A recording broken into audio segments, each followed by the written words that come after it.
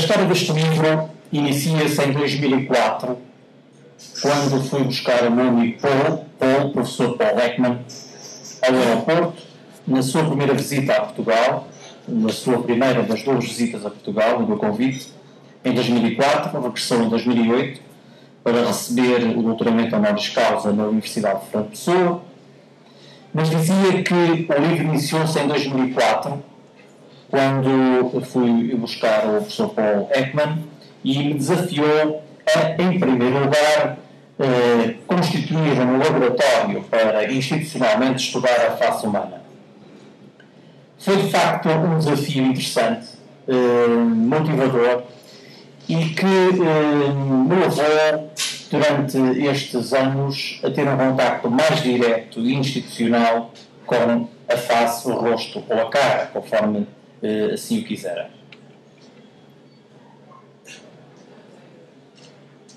Após este repto lançado pelo professor Paul Ekman, que é atualmente o consultor científico de uma série muito popular entre os portugueses e não só, também na América, entre os americanos e entre os brasileiros, devo dizer-vos que essa série tem o condão de motivar as pessoas para o conhecimento da expressão facial, da emoção, nomeadamente das técnicas e dos métodos que são utilizados.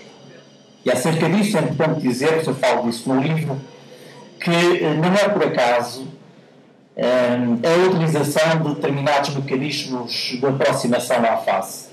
Ou seja, a imagem gravada em vídeo permite-nos depois, através de um método muito próprio, chamado o Facial Action Coding System, permite-nos analisar os movimentos faciais. Mais adiante irei falar sobre este método revolucionário, criado em 1978 e que apenas teve uma revisão muito ligeira em 2002. Trata-se de um método revolucionário na medida em que o grande empenho por parte dos investigadores era descobrir uma técnica, um utensílio, uma ferramenta que pudesse estar ao alcance e disponível aos investigadores para a análise da expressão facial da emoção, que até aqui, ou até essa data, não existia. É óbvio que, e eu também refiro isso neste livro, o estudo da face humana não se iniciou há dias. Devo dizer-vos que foi também para mim fascinante quando, convidado a escrever um artigo para a Human Behavior Encyclopedia de Oxford, me foi lançado o desafio de, em poucas páginas, não mais de 42, sintetizar 2 séculos de história sobre a expressão facial da emoção. Foi para mim, em primeiro lugar, um desafio e uma grande responsabilidade. E devo dizer-vos que, ao longo do tempo que disponibilizei para analisar estes 2 séculos de história, em 42 páginas, pude constatar contributos indispensáveis para a compreensão da face humana. Entre eles, e que também cito no livro, refiro nomeadamente Darwin, que foi sem dúvida um dos grandes responsáveis pelo estudo não só da face humana, da expressão facial e também das emoções. Depois, um outro investigador, Duchet, que desenvolveu um trabalho fantástico na área do reconhecimento, na área da análise da expressão facial da emoção, com experiências muito discutíveis, quando, para avaliar a expressão facial, usava choques elétricos, no sentido de verificar o movimento da expressão facial, ou seja, discutíveis, porque se fosse hoje em dia, certamente não eram utilizados por questões éticas. E Schwartz, que é um autor muito pouco conhecido da sociedade em geral, mas muito conhecido da comunidade científica. E Schwartz é um investigador sueco que desenvolveu estudos significativos na área da expressão facial da emoção. E depois Paul Ekman. Paul Ekman é uma referência incontornável em qualquer trabalho científico que faça referência à análise da expressão facial da emoção. Aliás, deve-se a Paul Ekman, e não só ele, mas também é um dos seus colaboradores, Friesen, a criação do tal instrumento de avaliação da expressão facial da emoção.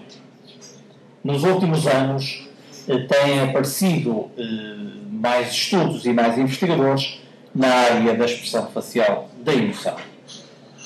A face, como eu costumo dizer também muitas vezes, é um território sempre em obras, isto é um território de análise que nunca está acabado, implica sempre uma análise da expressão, implica sempre a análise da expressão facial da emoção que está associada a qualquer comportamento.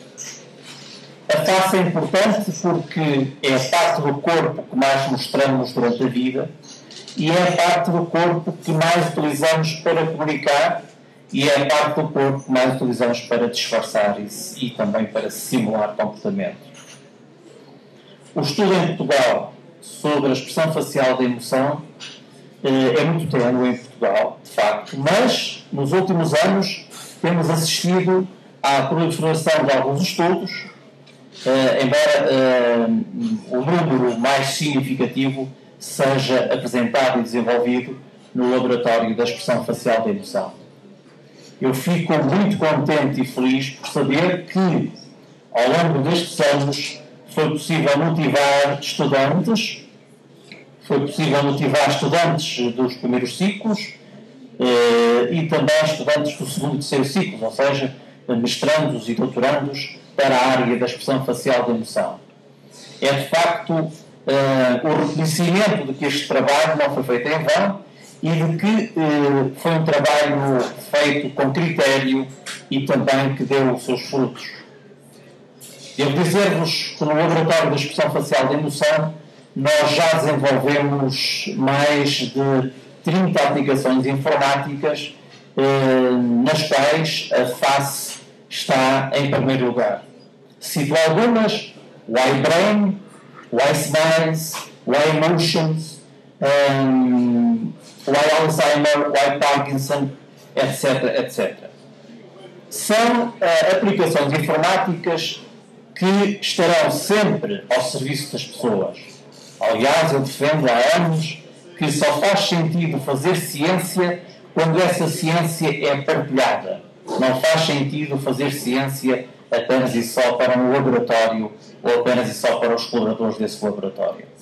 Ou seja, a ciência que se faz, seja em que laboratório for, e principalmente num laboratório que é pioneiro e único em Portugal, como é o laboratório da expressão facial da emoção, só faz sentido fazer essa ciência para a comunidade, para a sociedade. E isto significa que toda essa partilha é feita essencialmente a pensar nas pessoas. Isto é, quando se faz uma aplicação informática, essa aplicação deve ser usada pelas pessoas. Não faz sentido criar uma aplicação para dizer que se criou e depois não tem utilidade alguma. Por outro lado, neste momento, o Laboratório da Expressão Facial da Emoção, para além dos contactos internacionais que mantém e que eu defendo há anos, ou seja, é importante que, para além de adaptar escalas, para além de passar escalas, ou mostrar escalas internacionais em Portugal, que é um trabalho como outro qualquer, eu também defendo há anos que devemos ser nós a criar essas escalas. Devemos ser nós, portugueses, a demonstrar que também somos capazes de criar escalas de avaliação psicológica ou da expressão facial da emoção. E depois, que sejam os americanos, os europeus ou outros, a replicar os estudos que nós fazemos em Portugal. Não se trata, de facto, de menosprezar o trabalho que é feito pelos colegas norte-americanos, antes pelo contrário, mas de relevar aquilo que se faz em Portugal. Aliás, eu também costumo dizer, para todos aqueles que ainda possam ter algumas dúvidas, que o mundo é made in Portugal, ou seja, fomos nós que, de certa forma, descobrimos o mundo. Fomos nós que fomos por aí fora e descobrimos o mundo e, conforme também dizem, acabamos por dar novos mundos ao mundo. Portanto, não devemos ter qualquer problema em assumir aquilo que fazemos em Portugal. E nesta época de dificuldade, é necessário cada vez mais que a face seja bem visível, a face daquilo que se faz em Portugal e daquilo que se faz bem em Portugal. Nós temos bons investigadores, temos boa investigação e temos também capacidade para apresentar essa investigação em diversos fóruns internacionais. Devo dizer-vos também que um dos estudos que desenvolvemos no Laboratório da Expressão Facial da Emoção, e que tem a ver fundamentalmente com o efeito do olhar na detecção da mentira, foi muito elogiado e referenciado na última convenção da American Psychological Association. E isso significa que aquilo que fazemos em Portugal tem o seu valor e tem eco no estrangeiro. Na mesma senda de desenvolver investigação para a comunidade e não apenas para o laboratório, é também importante dizer-vos que quando se faz investigação no Laboratório da Expressão Facial da Emoção, ela deve ter eco no mundo e não apenas e só em Paranhos, no Porto ou em Portugal. Conseguindo, nós vamos ter, num mundo tão globalizado como é este, uma capacidade de levar a nossa investigação a todos os campos e a todas as pessoas. O livro responde, em certa medida, a 3 perguntas que são elementares. Como se constrói a expressão facial da emoção, ao nível cerebral, ou seja, que estruturas cerebrais estão envolvidas na construção da expressão facial da emoção? De que forma a expressão facial da emoção influencia o cérebro? E, por fim, como se medem os movimentos expressivos? De que forma é possível medir qualquer movimento muscular? E aqui entra o código de Ekman, que dá título ao livro. O subtítulo também tem a ver com tudo aquilo que eu faço ao longo destes anos: o cérebro, a face e a emoção. É um trinômio que não está separado, ou seja, só faz sentido falar da face falando do cérebro, só faz sentido falar do cérebro falando da face, e só faz sentido falar disto tudo quando falamos de emoção. Por isso, sempre que desejam investigar a expressão facial da emoção, essa investigação deve ser feita tendo em conta este trinômio. Quanto à primeira pergunta, toda e qualquer expressão facial é construída naquilo que eu denomino dos camarinhos do cérebro, ou seja, as estruturas cerebrais são responsáveis pela criação da expressão facial da emoção. Mesmo aquela que não é visível, que eu explico. Muitas vezes as pessoas acabam por criar expressões ao nível cerebral, nos camarins, que depois não aparecem no palco, por diversas razões. Por timidez, porque não é momento adequado para expressar aquela emoção, ou porque simplesmente o cérebro se lembrou, que às vezes acontece, de criar essa expressão. O sistema límbico, a amígdala, a ínsula e outras estruturas hipocampo, etc., são responsáveis por este circuito. E o cérebro também é capaz de criar as emoções positivas e as negativas. E para isso utiliza caminhos extra e piramidais completamente diferentes, no sentido de ser capaz de apresentar ao receptor uma mensagem que seja interpretada. Ou seja, toda e qualquer expressão emocional é uma matriz que está registada ao nível cerebral e que depois é como que estampada no rosto, ou seja, no palco que mais mostramos ao mundo, de uma forma eficaz para que o outro possa assim o identificar. Quando o rosto humano ou a face humana não apresenta todos os pontos que eu posso chamar cardeais, pontos essenciais para identificar uma determinada expressão facial, o que é que isso significa? Significa que o receptor vai ter muita dificuldade em identificar tal mensagem. Há portadores de doenças, algumas raras, que têm muita dificuldade em expressar as emoções ao nível da face. Estou a lembrar-me, por exemplo, da síndrome de Moebius, isto é, estes portadores têm dificuldade e alguns deles não conseguem mesmo movimentar os músculos da face. Imaginem o quanto será complicado comunicar com o outro. Também quem sofre de paralisia uni e bilateral também tem essa dificuldade. E muitas das vezes faz uma comunicação que é erradamente interpretada.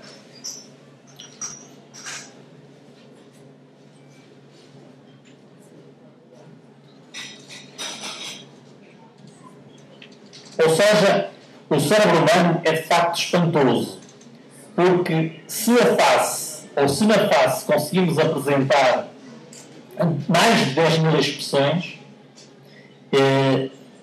apelo a este vosso entendimento e exercício, como é possível um cérebro ao mesmo tempo fazer a criação de uma determinada expressão facial e ao mesmo tempo orientá-la para que seja apresentada de forma positiva ou negativa. É de facto um trabalho espantoso. E é um trabalho que se faz em milésimos de segundo.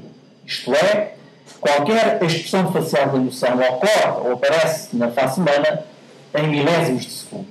O que significa que se torna, por vezes, difícil a identificação imediata, ou seja, a olho nu, de tal expressão facial da emoção. E é por isso que devemos recorrer a uma coisa que se chama, e que certamente sabem, a microexpression, isto é, a microexpressão, que ocorre num quarto de segundo. Para quem trabalha todos os dias com a expressão facial da emoção ou com a face humana, não será de todo difícil identificar determinados comportamentos faciais. Todavia, para quem não tem este hábito, para quem não está em contacto diário com este tipo de observação, essa dificuldade é notória e então tem de recorrer a trabalhos ao nível informático no sentido de detectar essa microexpressão.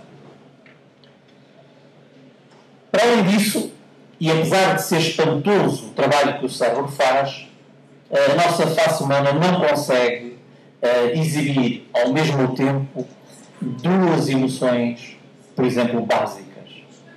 Todo e qualquer processo emocional é feito de forma sequencial. Isto é, primeiro a alegria, depois a tristeza, ou a aversão, ou a cólera, ou a desprezo, ou a surpresa. Nunca as duas ao mesmo tempo. Esta é uma limitação que nós temos e que nos permite, por um lado, e é nesta trincheira que nós trabalhamos muitas das vezes, verificar as chamadas incongruências emocionais e que vulgarmente são conhecidas como a identificação das mentiras. Como é que a face influencia o cérebro? Esta é a velha teoria da retroação facial, isto é, se eu mostrar-me feliz, contente, se exercitar os músculos da face, este tipo de comportamento vai influenciar a minha atividade cerebral, ou seja, as estruturas cerebrais, como eu também costumo dizer muitas das vezes, gostam que lhes façam cócegas, isto é, que seja possível, através da face, dar orientação e mensagem que seja capaz de provocar uma alteração cerebral. É óbvio que, da mesma maneira que nós conseguimos apresentar expressões positivas, como a alegria, que é a emoção básica, a única emoção básica positiva, depois temos a surpresa, que é a chamada emoção básica NIM, que tanto pode ser positiva como pode ser negativa. As outras todas são negativas e por alguma razão o são, também poderei falar com isso, ou sobre isso mais tarde. Mas é importante que saibam que, de facto, a face, para além de emitir as chamadas expressões positivas, também emite as expressões negativas. E essas também são, como é óbvio, analisadas e decifradas pelas estruturas cerebrais. A teoria da retroação facial está provada cientificamente, até por diversos estudos, e eu cito um dos que nós desenvolvemos, entre muitos que desenvolvemos no Laboratório da Expressão Facial de Emoção, e que tem a ver com o facto de o sorriso ser, por exemplo, um fenómeno muito particular e ter uma influência decisiva, por exemplo, no tratamento da depressão. Isto é, o sorriso superior e o sorriso fechado, para além do largo, exercem efeito no tratamento de pessoas depressivas. Este estudo, que foi feito com portugueses, é um estudo que evidencia também que, mostrando fotografias ou imagens de pessoas a sorrir, isso potencia, obviamente, uma situação de empatia com o outro e faz com que a pessoa, ao assimilar essa mensagem, vá reforçar os pensamentos positivos em detrimento dos pensamentos negativos. É, de facto, espantoso o funcionamento do sorriso humano. Eu devo dizer-vos, e abro aqui um parênteses, foi, aliás, pelo sorriso que toda esta minha aventura começou na área da expressão facial da emoção. É um fenómeno muito particular, mas é um fenómeno muito complexo e multidimensional. Aliás, eu costumo dizer muitas vezes que se a Gioconda aparecesse com o riso rasgado, certamente que a interpretação e a polémica sobre esse quadro não chegaria aos nossos dias. A Gioconda, de facto, está a sorrir, independentemente de investigadores afirmarem que o sorriso se vê da esquerda ou da direita, de cima ou por baixo. O que é certo é que o que a Gioconda apresenta é, de facto, um sorriso. E é um sorriso fechado. E a investigação também comprova que o sorriso fechado é o mais sedutor, ou seja, no mecanismo da atração, o sorriso fechado é aquele que tem uma força mais evidente nesse mesmo mecanismo. Será que o Leonardo já sabia disso? Bom, essa é uma pergunta que vai ficar sem resposta. A última pergunta ao qual este livro responde, não tem para responder, responde, diz respeito à forma como se mede a expressão facial da emoção. Ainda há dias me perguntaram na televisão se os métodos eram fiáveis. E eu respondi, como aliás não podia responder de outra maneira, se os métodos são científicos, têm de ser fiáveis. Ou seja, todo e qualquer método que seja validado cientificamente tem de ser fiável. Pode ser alvo daquilo que nós podemos denominar de alguns afinamentos, ou seja, um refinamento de determinado comportamento. Isso pode acontecer. Agora, que a técnica em si, o método em si, são de facto fiáveis, isso não há a menor dúvida. E esse foi sempre a preocupação maior dos investigadores na área da expressão facial da emoção. Porque nós já conhecemos bem a estrutura e também conhecemos bem a funcionalidade da expressão facial da emoção. Ou seja, como se constrói a face, como é constituída a face, que músculos é que dão configuração à face humana, que processos neurobiológicos estão envolvidos nesta construção, isso nós sabemos. E também sabemos qual a função da face, para que é que serve a face humana, qual a utilidade da face humana, quais as aplicações e as implicações da face humana em diversos contextos sociais, nós também sim sabemos. Todavia, não conseguíamos era medir esses comportamentos faciais. Era necessário criar uma ferramenta que nos desse amplitude e, de certa forma, sustentasse cientificamente todo e qualquer movimento e demonstrasse à comunidade científica, para um lado, e à comunidade em geral, que a expressão facial da emoção pode ser e deve ser medida. E foi com esse objetivo que o professor Paul Ekman criou em 1978 o FACS. É de facto um instrumento inovador e que é composto por 44 unidades de ação, as chamadas Action Units, e estas unidades de ação significam o movimento muscular, não apenas e só de um determinado músculo, mas de um conjunto de músculos ao nível da face. Para se ter algumas noções rudimentares sobre o FACS, é necessário pelo menos fazer um workshop de uma semana. E durante essa semana é necessário também utilizar um pocket mirror, ou seja, um espelho de bolso, para que seja possível analisar a expressão facial ao vivo, porque nós não temos, feliz ou infelizmente, a capacidade de nos observarmos a nós próprios, a não ser através de um espelho, da água ou de outro reflexo. E por conseguinte, quando o tacto não é suficiente para avaliar os gigomáticos, por exemplo, maior e menor, ou orbiculares óculi, que são músculos muito importantes na expressão facial, nós utilizamos a observação através do espelho. Trabalhar o fax, ou aprender o fax para depois o trabalhar, não é tarefa de facto fácil. É necessário algum estudo e é necessário que se cometam alguns erros, nomeadamente na avaliação de determinadas expressões, para que estejamos disponíveis para depois sabermos identificar os movimentos da expressão facial. Eu trouxe alguns exemplos para vos mostrar sobre a análise da expressão facial e que vou partilhar convosco, referindo que no final desta breve introdução a este livro estarei disponível para qualquer pergunta que achem necessária e útil e pertinente, até porque as perguntas não são indiscretas, as respostas aqui podem ser, e portanto estou aberto a esse tipo de diálogo que acho frutuoso. Partilhar o conhecimento é das melhores tarefas que qualquer investigador pode fazer. Repito, não faz sentido fazer investigação para a gaveta, não faz sentido fazer investigação apenas e só para o meu circuito de amigos, não faz sentido fazer investigação para alguns investigadores com quem trabalho e para os que dirijo, mas essencialmente fazer investigação para todos, porque todos têm o direito a ter acesso à investigação e aos estudos científicos.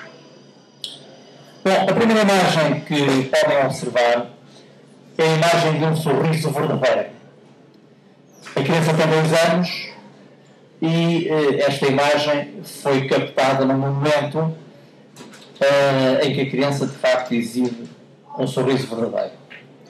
E eu trouxe esta imagem para esclarecer a diferença entre um sorriso verdadeiro e um sorriso falso. Espero que no fim do meu esclarecimento não tentem verificar isso no vosso colega do lado ou então lá em casa, porque certamente pode levantar alguma discussão e não é esse o meu propósito. O meu propósito é apenas e só identificar cientificamente essa diferença. Em primeiro lugar, um sorriso verdadeiro demora mais tempo a instalar-se no rosto e demora mais tempo a desinstalar-se do rosto. Em contraponto, o sorriso falso demora menos tempo e demora também menos tempo a desaparecer do rosto. O exemplo que vos mostro é um exemplo de um sorriso verdadeiro, mas também posso mostrar-vos um sorriso falso. Ou seja, num quarto de segundo, em meio segundo, até, por exemplo, 60 segundos é possível com qualquer expressão, e a partir de 60 segundos já estamos a falar de uma macroexpressão, e não propriamente uma microexpressão, exibimos uma expressão falsa ou verdadeira.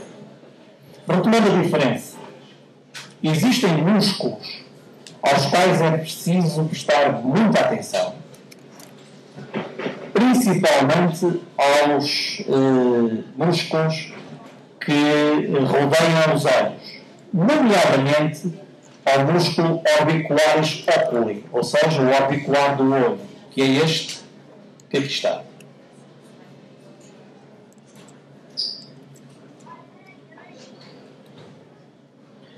Uma outra observação, eu sempre que faço este tipo de trabalho, tenho cuidado de alertar as pessoas que comigo trabalham e que disponibilizam a sua face, para que depois não fiquem surpreendidas com este tipo de trabalho que eu faço sobre a face. Porque, de facto, não é o meu objetivo, nem é o meu propósito estar a fazer desenhos sobre a face, isto é, criar, como uma criança me disse uma vez, um índio, quando de facto o objetivo é explicar os músculos. Atenção particular também deve ser dada a esta situação do processo, ou seja, da questão do nariz, nomeadamente, é uma situação muito importante, porque nós acabamos por dar muita importância à boca, porque é pela boca que falamos e acaba por centralizar todo o discurso na boca, quando os olhos e o nariz representam, de facto, elementos importantíssimos na identificação de uma determinada expressão facial. Este movimento, não sucede num sorriso falso. Depois, temos os pequenos e os grandes zigomáticos, que são os grandes responsáveis pelo levantamento daquilo que nós chamamos as bochechas, isto é, as faces, as duas partes.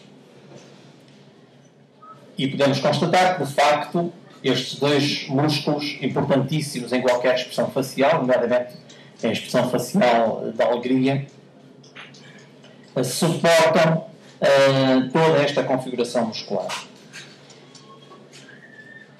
Os músculos giromáticos, depois de exercitados, vão também potenciar outros movimentos, nomeadamente ao nível do nariz e ao nível dos olhos. Concentremos agora na boca. A boca, de facto, e temos o orbicularis também, a boca, de facto, apresenta um movimento considerável, e só assim é possível falar-se numa emoção positiva, como a alegria, e numa emoção verdadeira. Mais do que isso, este é um sorriso largo, uma vez que apresenta a exibição das duas fileiras dentárias, isto é, a superior e a inferior. E depois, é importantíssimo dizer-vos isto, porque é um dos elementos que distingue um sorriso falso de um sorriso verdadeiro. Temos aquilo que eu denomino a simetria do rosto, ou seja, existe na exibição da expressão facial do sorriso uma exibição que é simétrica, quer a face esquerda, quer a face direita. O lado direito e o lado esquerdo. Tal não acontece no sorriso falso, durante o qual nós podemos observar, desde que estejamos a ver com olhos de ver, as chamadas indiscrições não verbais, isto é, há movimentos que são movimentos não consentâneos, por exemplo, com aquilo que estamos a dizer. Exemplos. Quando perguntamos a alguém está bem disposta? Estou muito bem disposta. A resposta é imediata. A forma como se diz de imediato é uma forma que por vezes é verdadeira, mas inúmeras vezes é falsa. E é falsa porquê? Porque o objetivo é demonstrar à outra pessoa a ideia de não preocupação e não propriamente em disfarçar aquilo que nós de facto estamos a sentir. Porque quanto mais tentamos disfarçar, mais acabamos por revelar. Bom, mas eu trouxe também outras imagens que gostaria de partilhar convosco. E vou fazê-lo, nomeadamente para verificarem a aplicação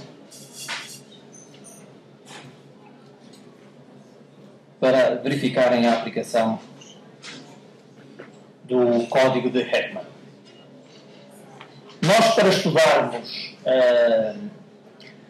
a face humana nos adultos, torna-se necessário estudar a face humana dos bebés.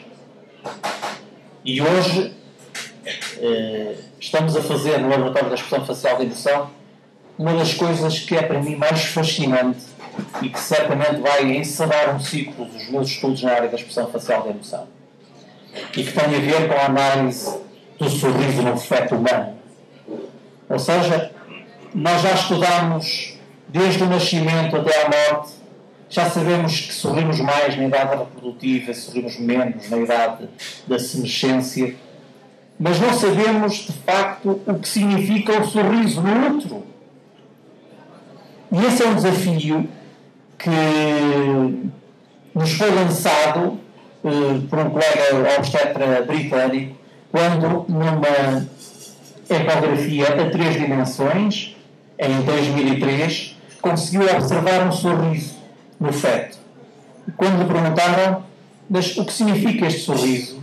A resposta foi a que motivou todo o estudo que agora nós estamos a desenvolver. A resposta foi simples e foi esta: não sei, perguntem a quem sabe. E quando eu vi aquele obstetra ter este tipo de comportamento, como se fez uma luz no cérebro no sentido de verificar, afinal falta-me qualquer coisa, falta-me verificar o sorriso no outro humano. É das experiências mais fantásticas que o ser humano pode ter.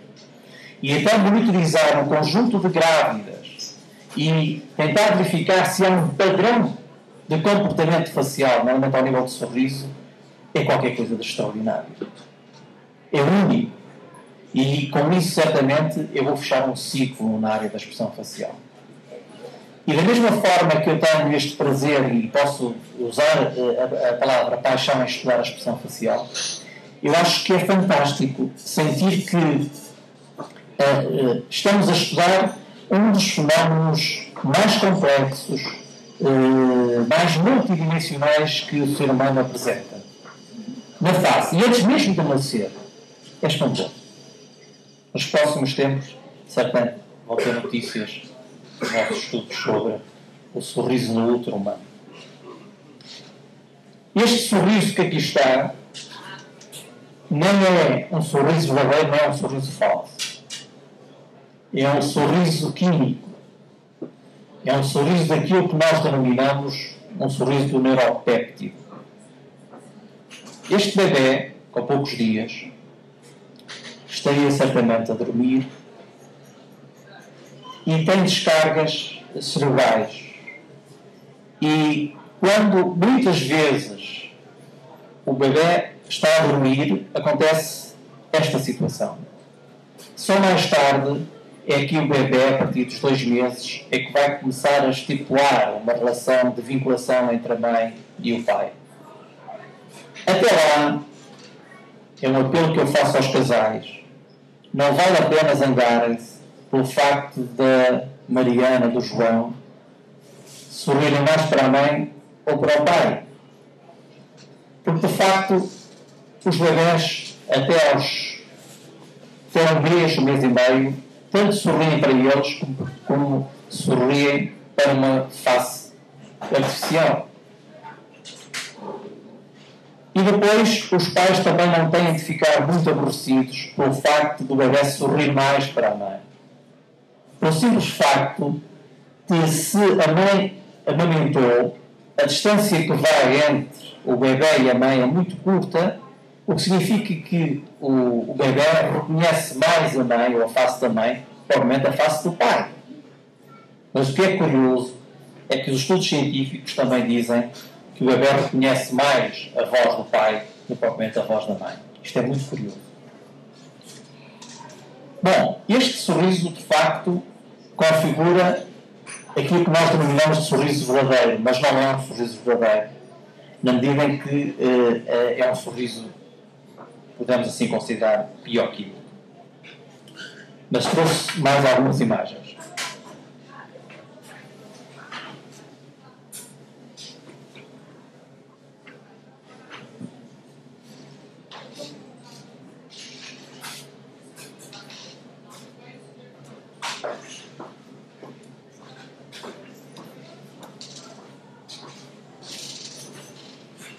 Esta imagem é, de facto, a imagem que podem consultar no livro e que funciona como aquilo que eu denomino do GPS.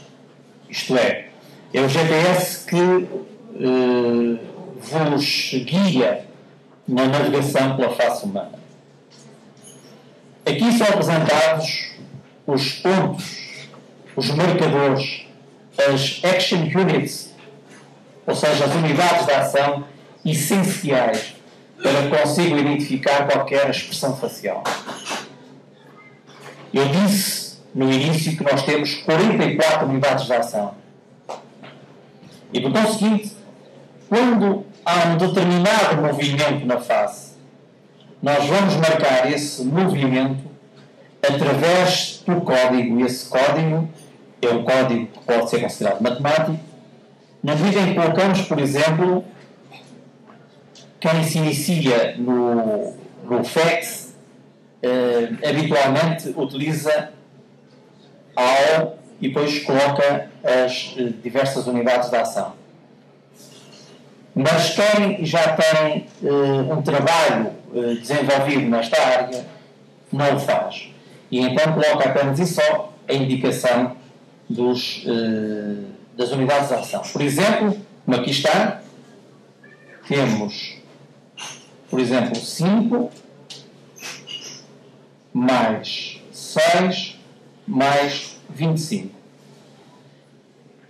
Este conjunto de unidades de ação vai permitir-nos depois, através de uma conversão que se faz através do NFAX, que é um instrumento ou uma ferramenta que apenas está disponível para investigadores, detectar o estado emocional de um determinado indivíduo associado àquela expressão facial. No livro também são descritos exemplos muito concretos ao nível social da aplicação do FACS.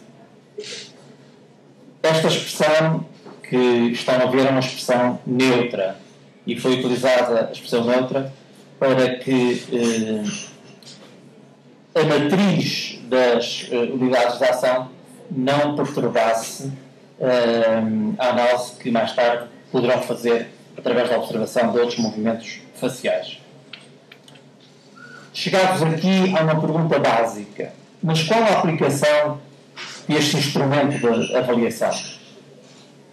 Há mais de 40 anos, repito, há mais de 40 anos que o FACS é utilizado nos Estados Unidos por diversas instituições, entre elas o FBI e a CIA, para além, obviamente, do Dr. Lightman, lá na série Light to Me.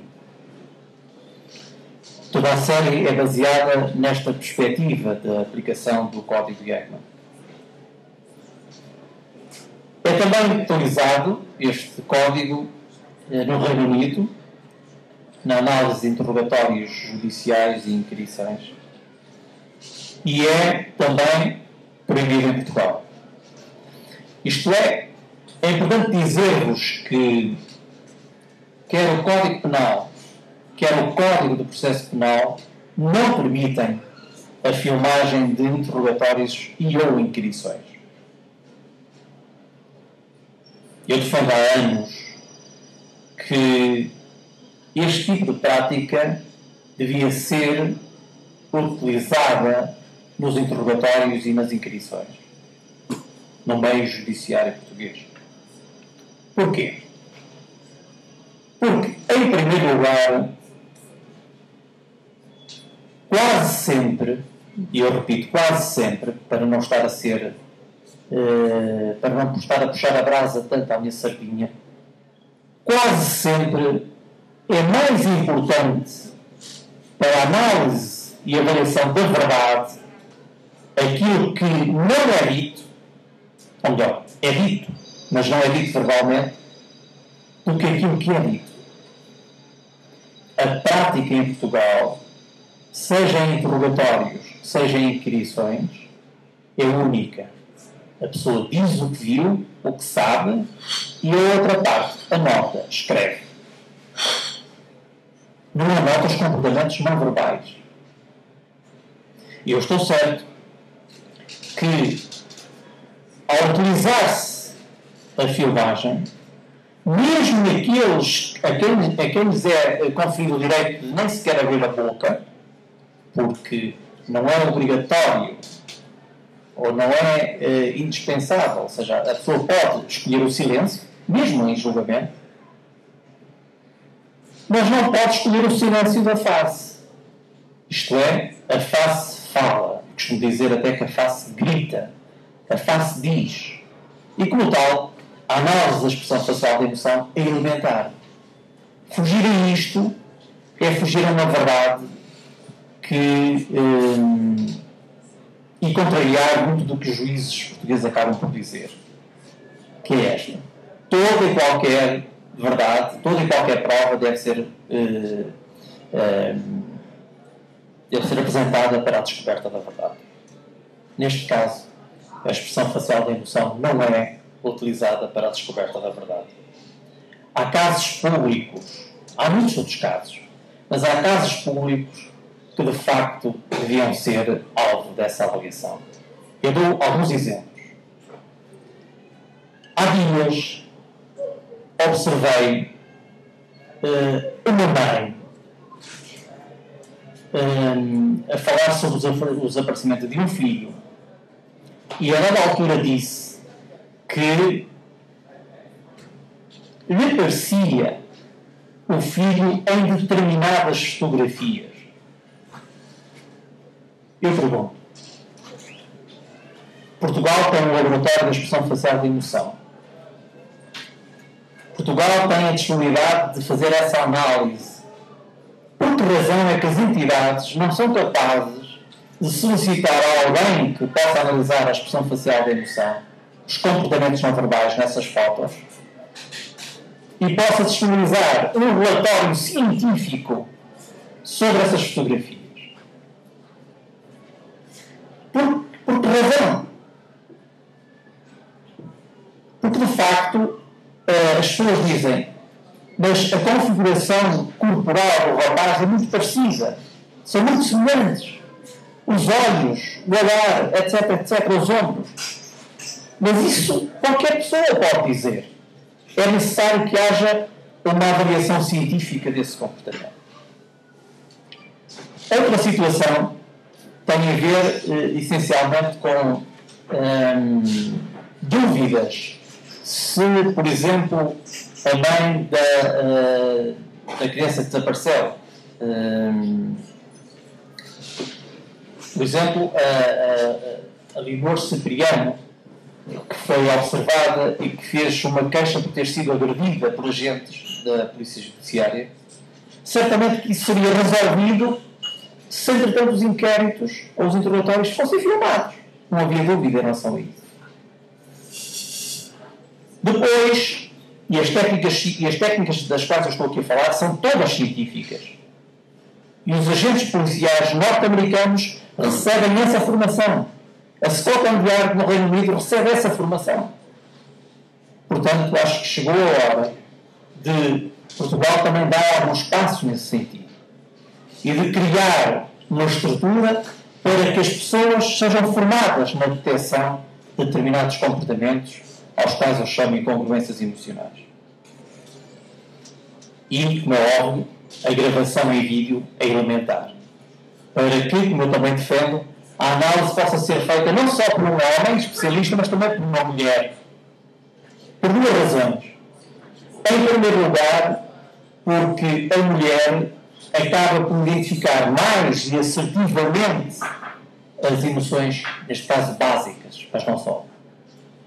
E em segundo lugar, porque é sempre importante verificar a opinião quer do homem, quer da mulher, quando se faz uma análise do código de Heckman. Porque se complementam. É muito importante que esta observação seja feita. Ainda acerca do código, para terminar, é importante dizer-vos que nós conseguimos, através da análise da expressão facial de emoção, saber quando as pessoas mentem. O que está escrito e o que está dito e o que está exibido na série não é ficção. É verdade.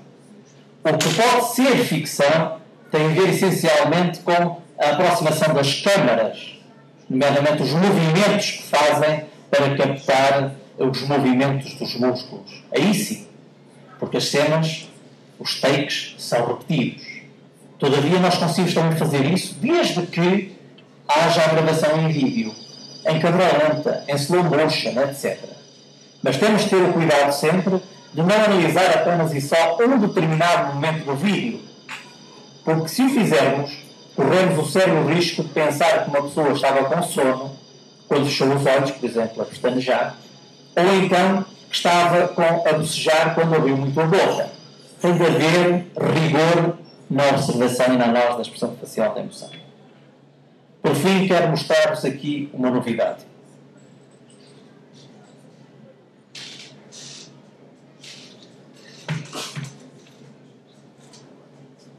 e depois estou disponível para as perguntas que acharem pertinentes.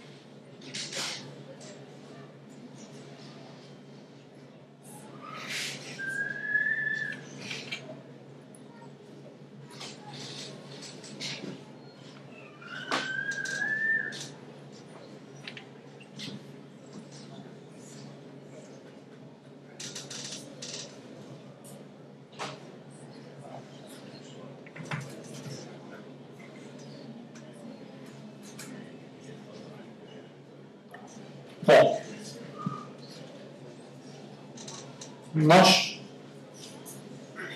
a análise da expressão facial da emoção, até agora mostrei imagens fixas. Nós conseguimos, em laboratório, fazer modelos em 3 e em 4 dimensões. E conseguimos fazer com que haja também uma interação entre as pessoas. Estes modelos são criados, tipo os chamados avatares, são criados em várias plataformas.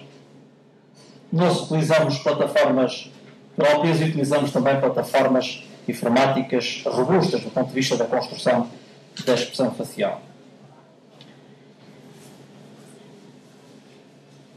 O FEX não é utilizado pela polícia portuguesa. Mas a polícia portuguesa, como é óbvio, utiliza algumas técnicas. E algumas delas passam, por exemplo, por fazer isto, não é? Que é colocar o bigode, o cabelo, coisas diferentes. Não faz uma análise da expressão facial. Isto é, não utiliza o FEX. Fazer isto é fácil. Fazer retratos robô é fácil.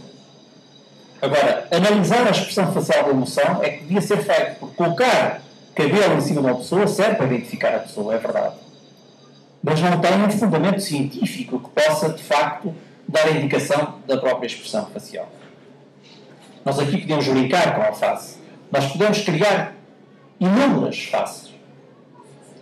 E podemos fazer coisas extremamente importantes, como, por exemplo, colocá-lo a dançar qualquer coisa, por exemplo, isto. Nós conseguimos fazer diversas coisas. E hoje em dia temos sistemas informáticos que permitem fazer isto. Isto é fácil de fazer. Agora, mais importante do que isto, de facto, era criar uma situação em que o código de Ekman fosse utilizado. Eu julgo que isto terá mais piada com som. Não sei se dará. Vamos lá.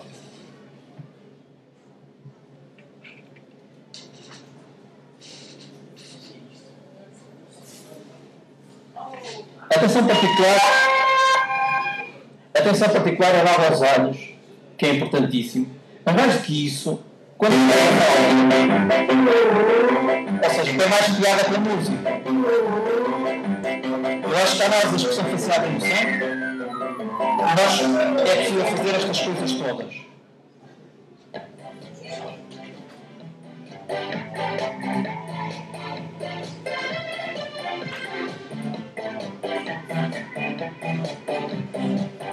O que se tentou aqui fazer foi associar algumas expressões ou estados emocionais ao contexto no qual a pessoa está a se reparar em determinados tons musicais, abre a boca, abre os olhos, mostra uma expressão de felicidade. Não sei se já repararam na vossa expressão quando estão a dançar. Não repararam porque não conseguem reparar. Alguém é que repara, certo? E por fim...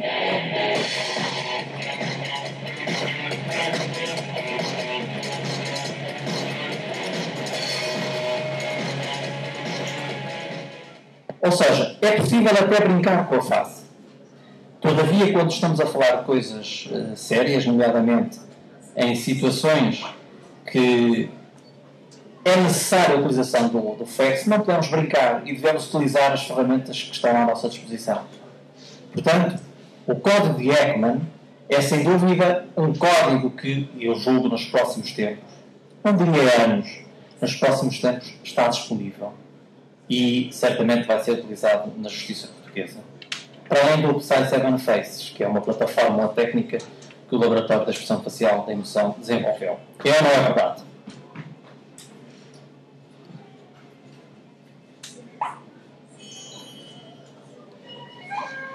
Conseguem identificar esta emoção básica? Conseguem ou não? Qual é? Muito bem. De facto, foi uma surpresa ter-vos cá. Muito obrigado por terem vindo e obrigado pela vossa face.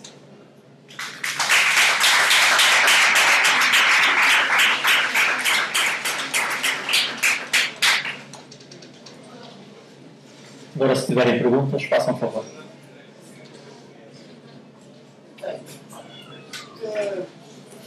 O que acompanha da minha palestra diz que é estudar fácil, faço a mínima ideia do que é que se trata. Mas eu tinha, por acaso foi interessante, nunca tinha visto esta abordagem. Eu gostava de saber se a expressão quem vê caras não vê corações faz sentido. Faz sentido por ser contrariada. Isto é, quem vê caras vê corações. O que é preciso é ver a cara. O provérbio não tem sentido de ser com este. Não tem sentido de ser para ser contrariado. Aliás, os provérbios existem para isso mesmo. Quem vê caras, de facto, vê corações. O que é preciso é ver a cara. O que acontece é que as pessoas não veem a cara. E uma das coisas que também faço tem a ver, essencialmente, com a análise científica da face. Eu não leio a face. Ou seja, a análise é feita através de métodos cientificamente validados. E não propriamente, eu não posso ter, em circunstância alguma, uma opinião qualquer pessoa possa ter. Quando vê alguém na televisão, diz logo, ele está a mentir. E fala porquê? Porque quando uma expressão não é congruente com a nossa matriz, nós acabamos, a nível do córtex cerebral, está aqui à frente, identificar automaticamente a situação. Nós sabemos quando o nosso amigo não está a dizer a verdade. Estás bem disposto? Nós sabemos que não está. É imediato, é automático. Todavia, essa não é de facto a razão do meu trabalho. O meu trabalho tem a ver com a análise da expressão facial da emoção, utilizando técnicas e métodos científicos. É isso que eu faço. Mas, de facto, quem vê caras vê corações. Certamente foi por isso que uma revista nacional utiliza esse slogan agora, que utilizava o outro. Referiu que Darwin tinha feito descobertas na área da expressão facial. Não se importa de identificar ou não quer identificar-se? Eu sou Rita. Ok. Muito obrigado. Referiu que Darwin tinha feito descobertas na área da expressão facial. Podia-se saber falar sobre isso, que eu fiquei interessada. O que é que ele descobriu? Ora bem, Charles Darwin é uma referência a nível internacional, mundial, da área da expressão facial e das emoções. Todavia, o trabalho dele também é sustentado num outro trabalho feito por Duchenne, francês. Duchenne fez aquilo que eu disse inicialmente e que não se deve fazer, que é apresentar um estudo no qual utilizou elétrodos para forçar a expressão facial. Choques elétricos na cabeça, obviamente que é terrível, e a pessoa, quando apanha esses choques, acaba por ter expressões como esta. O que o Charles Darwin veio dizer é que as expressões faciais acabam por ser evolutivas, isto é, hereditárias, e todo o comportamento das emoções básicas, nomeadamente as 6 emoções básicas, à qual foi agora, ao conjunto foi agora acrescentada a emoção de desprezo, 7 emoções básicas, de facto são básicas porque existem universalmente. Um português, um japonês, um indígena, seja quem for, exibe as 7 emoções básicas. Depois temos outras emoções, que são emoções de fundo, emoções sociais, etc, etc. Mas as básicas são estas. E esse foi o grande contributo ao nível da expressão facial que Charles Darwin deu. Isto é, conseguiu dizer que a expressão não é evolutiva. Por exemplo, o sorriso. Sabe que o sorriso inicialmente era um sorriso sonoro. A gargalhada é sonora, mas o sorriso não é sonoro. Mas inicialmente era sonoro. E com o avançar dos anos deixou de ser sonoro e passou a ser um sorriso silencioso. E o sorriso é utilizado, ou era utilizado, e hoje em dia também, no sentido de mostrar ao outro o apaziguamento, isto é, que está ali não para agredir, mas sim para ter uma relação interpessoal. O sorriso serve para muitas coisas. Até serve para mentir. E utilizamos muito o sorriso nestas circunstâncias. Isto é, quando tentamos ocultar uma situação, sorrimos. Mas é curioso que um criminoso sorri menos. E quando alguém sabe que assim é, por exemplo, quando se sabe que se pode ser mais facilmente identificado quando tem mais expressão facial, as pessoas que têm comportamentos delinquentes acabam por sorrir menos, porque assim são menos identificados. Todavia, há uma coisa que não podem tapar, são os olhos. E esses sorriem muito.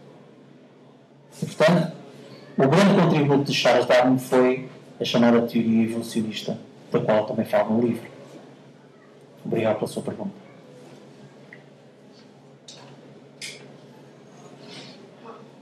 Está tudo esclarecido? Tenho mais uma pergunta. Então, o senhor tem na faculdade de Pessoa um laboratório. E eu gostava de saber como é que é constituído esse laboratório. Bom, o laboratório de expressão facial da emoção é constituído por uma estrutura física e uma estrutura humana. Isso é, pessoas que trabalham, investigadores que só trabalham, têm uma estrutura. Nós não precisávamos de ter uma estrutura muito pesada para estudar e avaliar a face humana. Aliás, ela está aí à minha frente. Não é? Todos os dias acordo com a face à minha frente. As pessoas que vivem comigo, etc. Ou seja, o laboratório está aqui.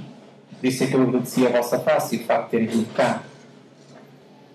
O laboratório apenas existe por duas razões. Em primeiro lugar, porque se torna essencial institucionalmente ter um laboratório.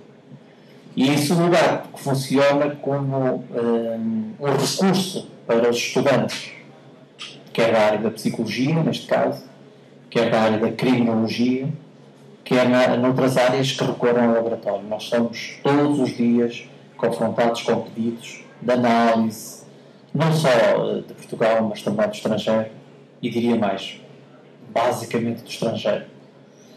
Agora, com um forte impacto do Brasil, temos recebido, de facto, muitos pedidos, e estou convicto que nos próximos anos o laboratório da expressão facial da emoção não vai ter mãos a medir na formação. Aliás, nós vamos criar, a partir do próximo ano letivo, a primeira pós-graduação em Portugal em expressões faciais. Uma novidade que eu estou a dar.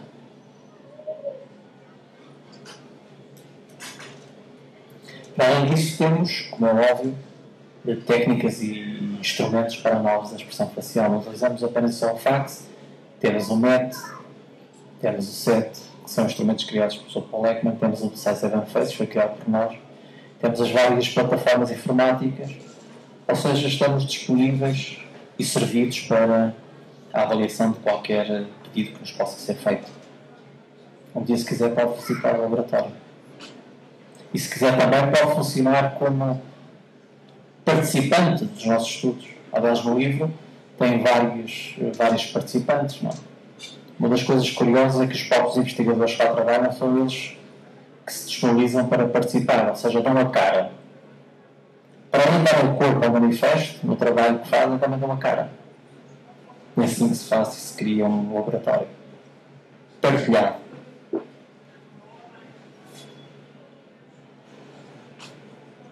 Não sei se há mais alguma pergunta. Está ali. Eu não estou a ouvir. Olá. Sónia.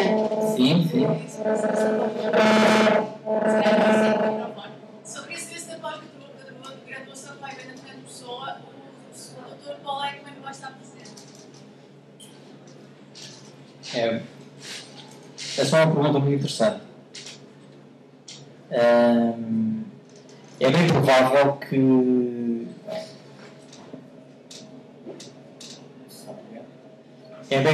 que o professor Paul Ekman esteja presente. Mas vamos ter também outros investigadores, nomeadamente na área das emoções e da psicopatia. Vamos também ter investigadores na área da análise da expressão facial. Perdão. Aliás, o corpo docente dessa pós-graduação será maioritariamente estrangeiro, embora as sessões serão ministradas em português e em inglês, e por conseguinte é importante que nós possamos recolher informação de colegas que estão bem longe daqui, como no Japão, até nos Estados Unidos, e que possam, de facto, apresentar os seus trabalhos científicos. O professor Ekman é um dos que certamente estará disponível para colocar connosco. Sempre esteve, apesar da sua agenda sobrecarregada, mas sempre estará, não é? Aliás, a vitalidade, o dinamismo de uma pessoa com a idade que ele já tem é fantástica e, portanto, quem se compromete a ser consultor científico de uma série como a Light to Me, certamente que não vai dizer que não ao laboratório da expressão facial da emoção, da qual, aliás, foi um dos principais responsáveis. E devo também dizer que o professor Paul Ekman é professor da Universidade, uma pessoa, porque todos os doutorados à honoris causa passam a ser professores da universidade, portanto. Não. É uma mais-valia para o curso. Sim, faz favor. Aproveite quando pode. Eu tinha aberto há pouco tempo um livro, uma página ao caras, e tinha visto aqui que existia o olhar de Miose e o olhar de Dias. O que isso significa? É assim, e esse estudo tem a ver com o efeito do olhar na detecção da mentira. Ou seja, nós analisamos o movimento ocular, o movimento dos olhos, em diversas situações. Para a esquerda, para a direita, para baixo, para cima, etc, etc. Para perceber melhor, nós conseguimos revirar os olhos e analisar todo o movimento ocular. E depois temos a chamada medríase, que é a dilatação do olho, e a miose pode ser uma contração muito simples e muito particular também do olho. Por isso é que nós utilizamos esses termos aí, que são termos científicos. Mas tem a ver essencialmente com a observação ao nível da microexpressão, da microexpression, desses comportamentos oculares. Nós contamos histórias a pessoas e pedimos às pessoas para identificarem se essas histórias eram verdadeiras ou falsas. E as pessoas, ao nível da expressão facial, manifestavam esse tipo de comportamento. E muitas delas mexiam muito os olhos para a esquerda, para a direita, para cima, para baixo, ou então contraíam, ou acabavam por não contrair tanto, como é o caso da miose. Mas essa contração tem a ver com os músculos oculares ou tem a ver com a íris? Tem a ver com as duas situações. Vocês olhavam as duas coisas. Exatamente. Por exemplo, o medo consegue exibir claramente a esclera. A esclera é a parte toda branca do olho. Não é? Enquanto na surpresa não o faz. Há uma diferença ao nível do orbiculares da boca na surpresa do que no medo. Aliás, as emoções básicas, podem vê-las aí, são as 7 emoções básicas que eu trouxe também para ver. Sabe qual é esta emoção básica que aqui está? Qual delas? Esta aqui.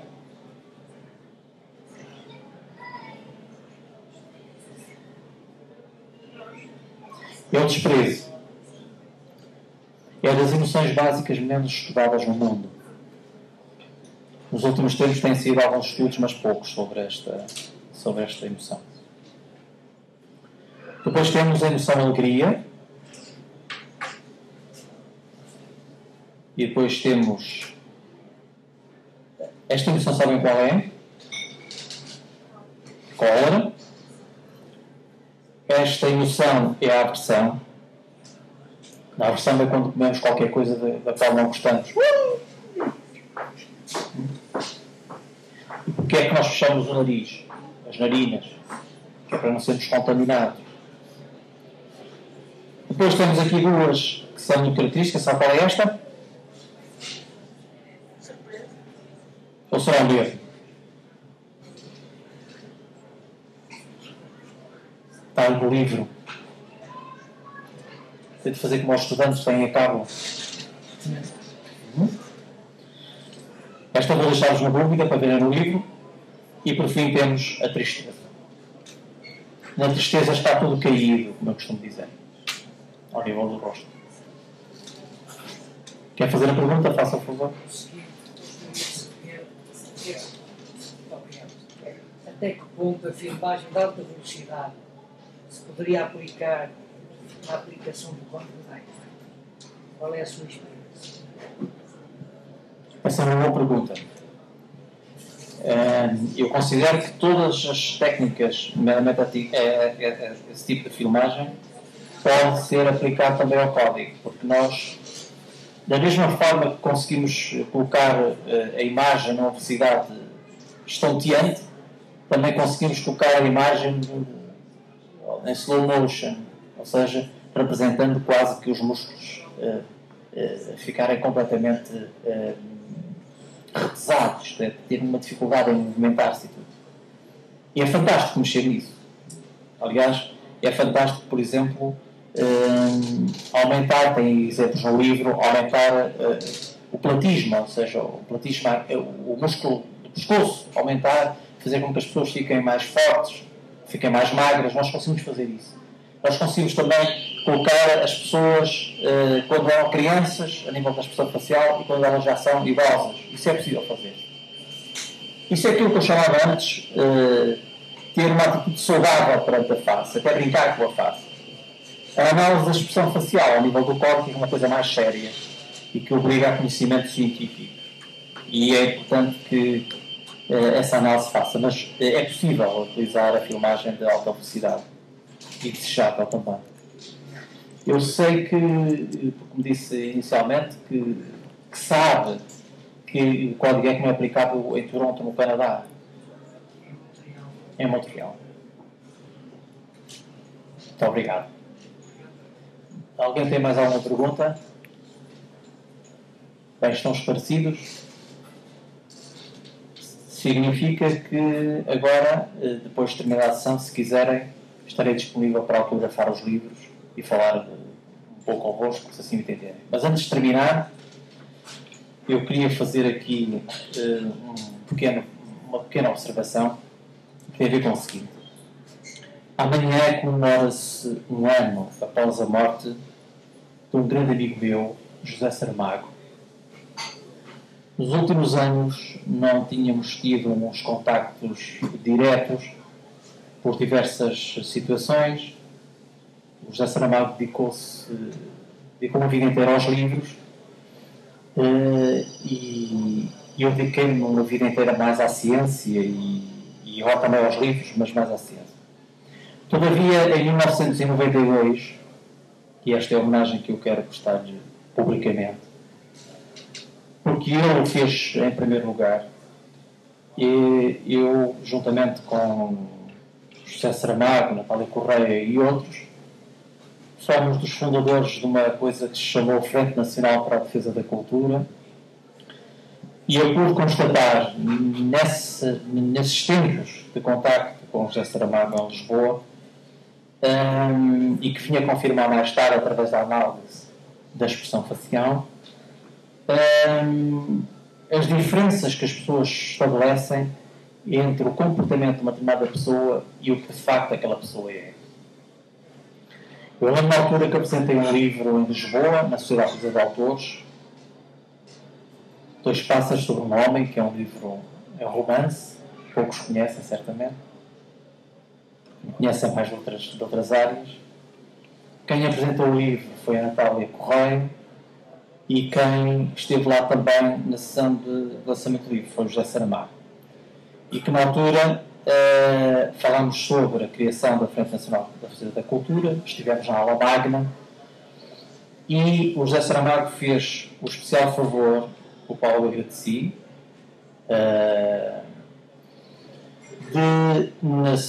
na biografia feita na Inconsistência dos Sonhos, fazer referência a quem esteve na formação da Frente Nacional para a Defesa da Cultura em 1992 e que podia perfeitamente esquecer-se, não tem grande importância. O José Saramago fez questão de incluir-me nessa referência e eu já fiz questão de agradecer às pessoas que estão mais próximas do José Saramago. Portanto, amanhã comemora-se um ano, eu não queria deixar passar, amanhã estarei em Coimbra, às 5 da tarde, na FNAC, mas não queria deixar de dedicar esta sessão, esta singela sessão, sobre a expressão facial da emoção, e esse meu grande amigo José Saramago. Por fim, e depois se quiserem então, eu autografava os livros. Uma nota final para agradecer à FNAC a disponibilidade a disponibilidade sempre que põe nestas sessões, à doutora Sandra. Um especial agradecimento ao meu assistente, Dr. Érico Castro, que de facto tem sido a alma destes lançamentos, para além do trabalho que desenvolve no Laboratório da Expressão Facial da Emoção. Um obrigado por dar sempre a cara, dar a face, e obrigado também à vossa face. E obrigado por terem vindo, e obrigado pelo vosso tempo.